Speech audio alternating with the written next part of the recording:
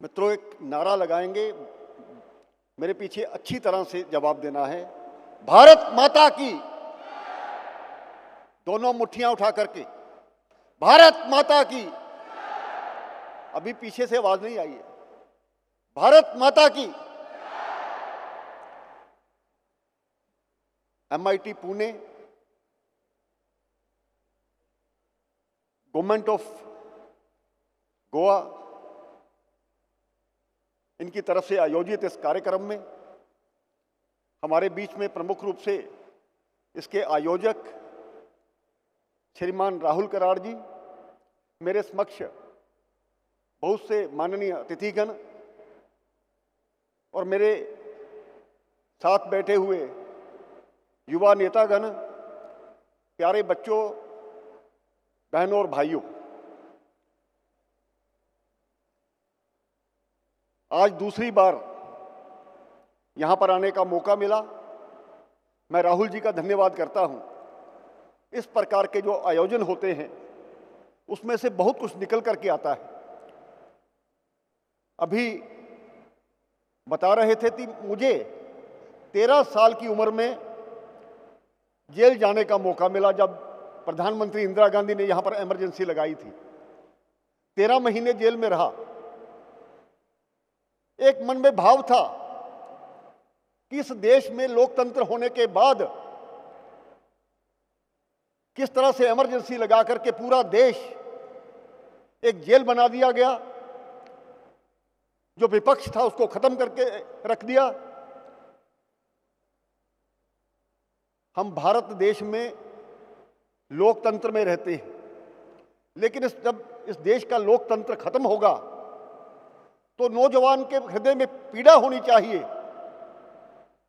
क्या ये सही है? हमारे पूर्वज जो हमें दे करके थे और आज हम अपने आप को कहते हैं कि हम विश्व की सबसे बड़ी डेमोक्रेसी है, लेकिन जब इस प्रकार की एक कोशिश की जाती है, अगर नौजवान खड़ा नहीं होगा, मुझे याद है उस वक्त जयप्रकाश नारायण के नेतृत्व में जो आंदोलन चला था, उसी का परिणाम है कि आज बहुत से नेता चाहे पक्ष में हैं चाहे विपक्ष में हैं, आज देश की राजनीति में हैं। अभी मेरे मित्र यहां पर कह रहे थे युवा शब्द को परिवर्तित कर दो, उल्टा कर दो तो वो वायु बन जाता है, वायु को उल्टा कर दो युवा बन जाता है।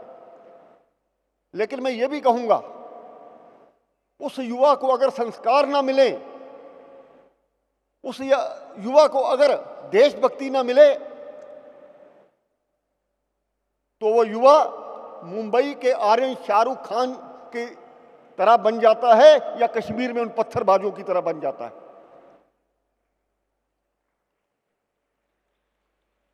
लेकिन संस्कार जब उसके साथ चलते हैं, अभी ये जो बच्चे यहां पर चीफ मिनिस्टर की तरफ से प्राइज ले रहे थे, अपने अपने क्षेत्र में उन्होंने बहुत काम किया। छोटे 6 साल की बच्ची से लेकर के 10 साल से बच्चे के से लेकर के सभी ने अपने आप को, क्योंकि इन युवाओं को संस्कार मिले हैं, आज उन संस्कारों की जरूरत है।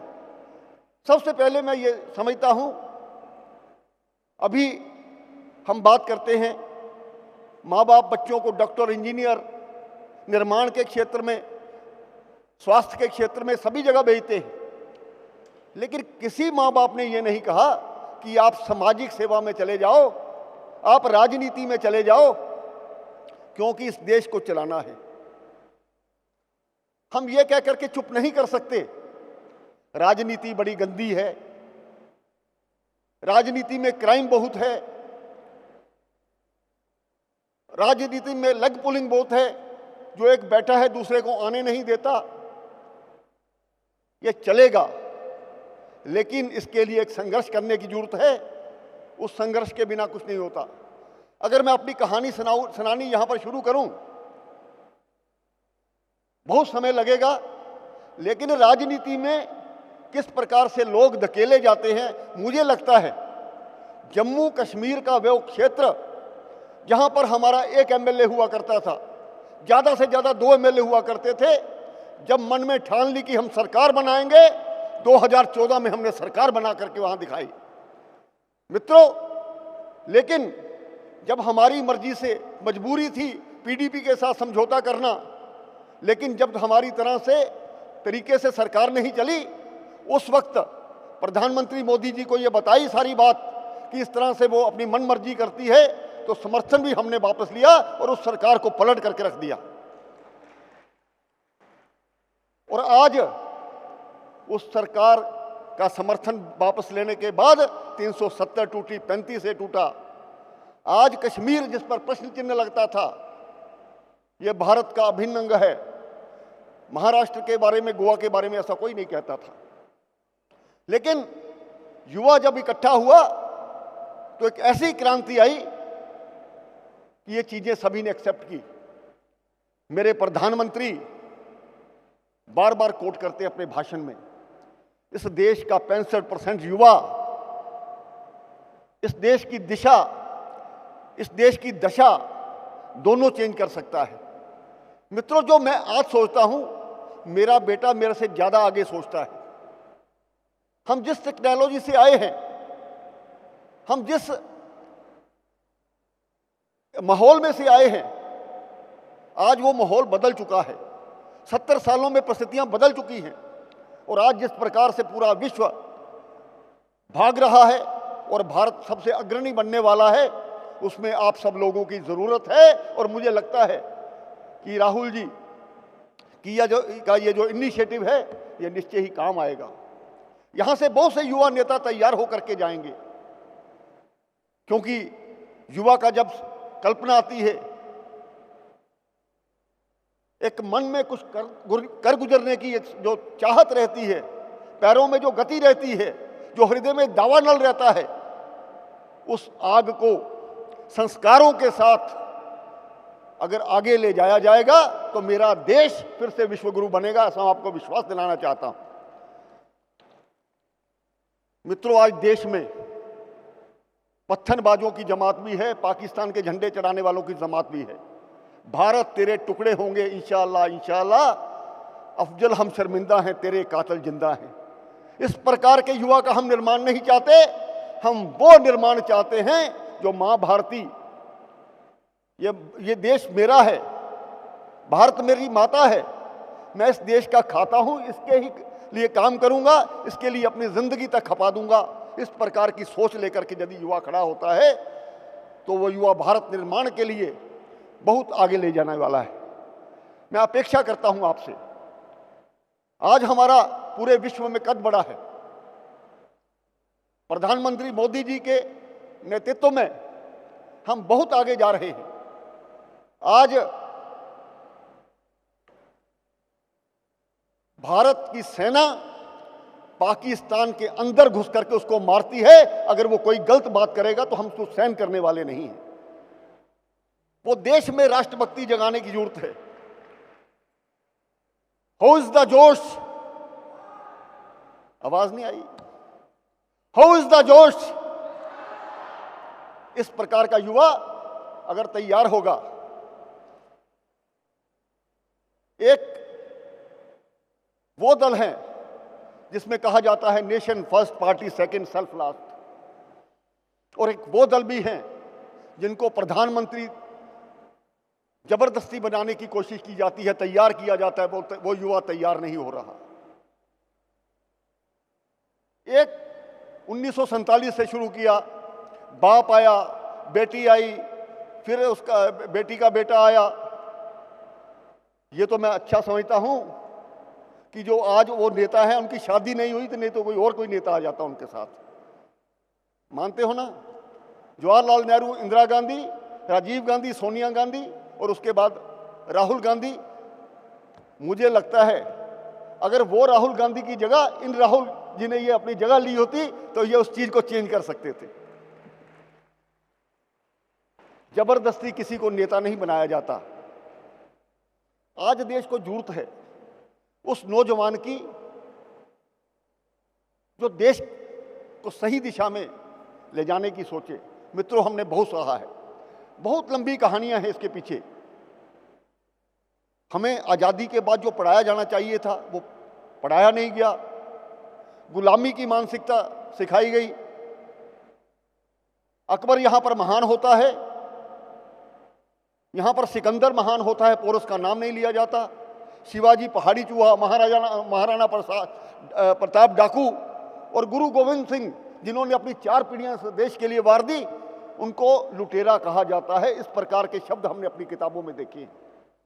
क्या उस शिक्षा नीति को चेंज करने की जरूरत नहीं है? वो शिक्षा नीति तब ही चेंज होगी जब आप जैसा नौजवान आगे आएगा। टेक्नोलॉजी को कैसे आगे ले जाना है? प्रधानमंत्री आत्मनिर्भर भारत की बात करते हैं।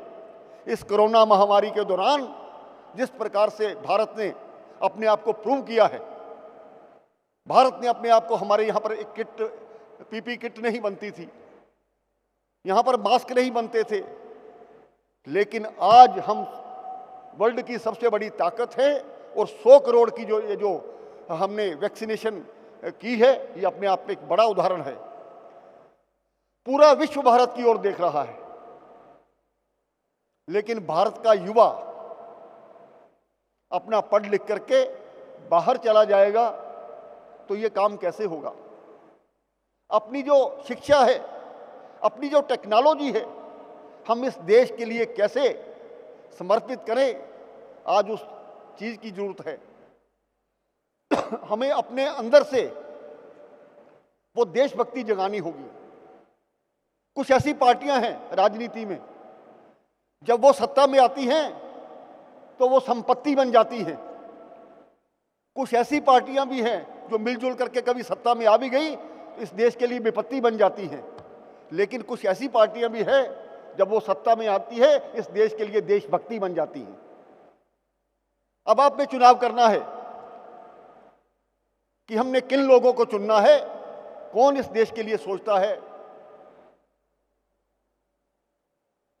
आज बहुत मेहनत करने की जरूरत है।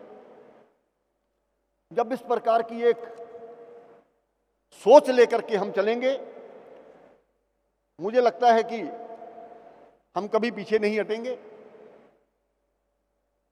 और ये हमारा ये भी नेता, ये हमारे ये जो पेरेंट्स हैं, ये कई बार सोचते हैं, ये जो मिडिल क्लास फैमिलीज हैं, हमेशा उसमें रहता है पहले बेटा हमारा ये कमाए, घर वालों को भी दे। मित्रों, आप मैनेजमेंट, मुझे याद है मैं भी काम करता था, मैं रोज 65 किलोमीटर चल के अपने रोटी कमाने के लिए जाता था। उसके बाद परिवार भी चलाता था, राजनीति भी करता था। मैं तभी ये बात कर सकता हूं क्योंकि मैंने इन चीजों से गुजरा हूं। और 2-3 छोटी छोटी कहानियां बता करके अपनी बात समाप्त करूंगा। जब मैं विद्यार्थी जीवन में था, मैं पंजाब में सेक्रेटरी रहा हूं विद्यार्थी परिषद का। उसके बाद हम जम्मू कश्मीर के रहने वाले थे, मैं जम्मू कश्मीर चला गया। मैं भी सोचता था कि राजनीति में आऊं। तो मेरे दोस्त जो पहले से राजनीति में थे, वो मुझे आगे नहीं आने देते थे। फिर मैंने एक गाड़ी खरीदी पैसे कमा करके। तो उनको, किसी के पास गाड़ी नहीं होती थी, तब उन्होंने क्या कहना, अगर किसी को शादी का कार्ड मिलता था, कहते एक कार्ड कविंदर गुप्ता को भी दे दो, कारण कि इसके साथ गाड़ी में बैठ करके शादी में चले जाएंगे। मित्रों, यो इस प्रकार की गेम्स खेलते रहे। आज वो कहीं राजनीति में नजर नहीं आते, लेकिन मैंने एक कोशिश की, अपने आप को परिपक्व किया। एक बार 96 में मुझे सीट भी मिली। मेरे जो नेता थे उन्होंने मुझे फॉर्म भरने के लिए नहीं दिया, उस वक्त समय होता था, और कई बातें होती रही। मैं ठुकराता गया और आखिर में मैं राजनीति में उन सबसे आगे आ गया। 2005 में 27 साल बाद जम्मू कश्मीर में इलेक्शन हुए और उन 27 साल के बाद पहली कारपोरेशन वहां पर बनी। मेरी पार्टी के 71 में से 25 वोट आए और जीतने के लिए 36 वोटों की जरूरत थी।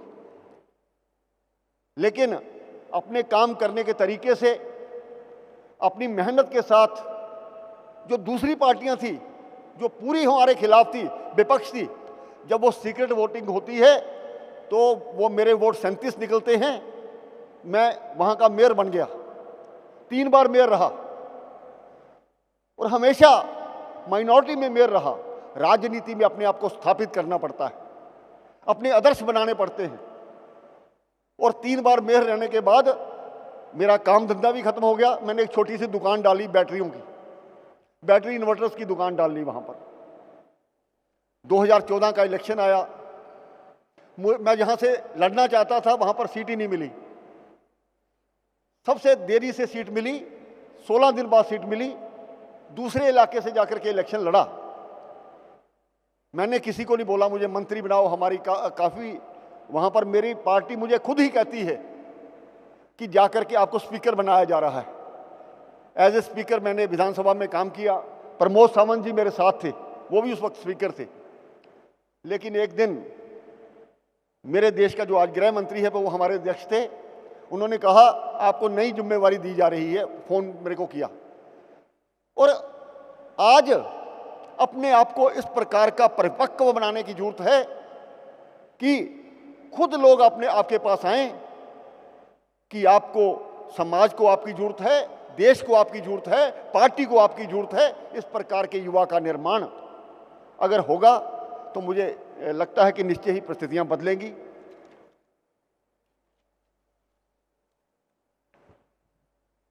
एक छोटी सी 2 लाइनें हैं। जागो भारत के युवा वर्ग, तुमको इतिहास बनाना है, मिलेगा अतुल आनंद तुम्हें, बस सोया विवेक जगाना है। उस विवेक को जगाने की जरूरत करो। और पढ़े लिखे लोग अगर राजनीति में आते हैं तो मुझे लगता है कि वो और बढ़िया जो देश करना चाहता है, जो समाज आपसे अपेक्षा करता है, उससे भी बढ़िया होगा। और ये भी है, जिस ओर जवानी चलती है उस ओर जमाना चलता है। मानते हो नहीं? जिस ओर जवानी चलती है उस ओर जमाना चलता है।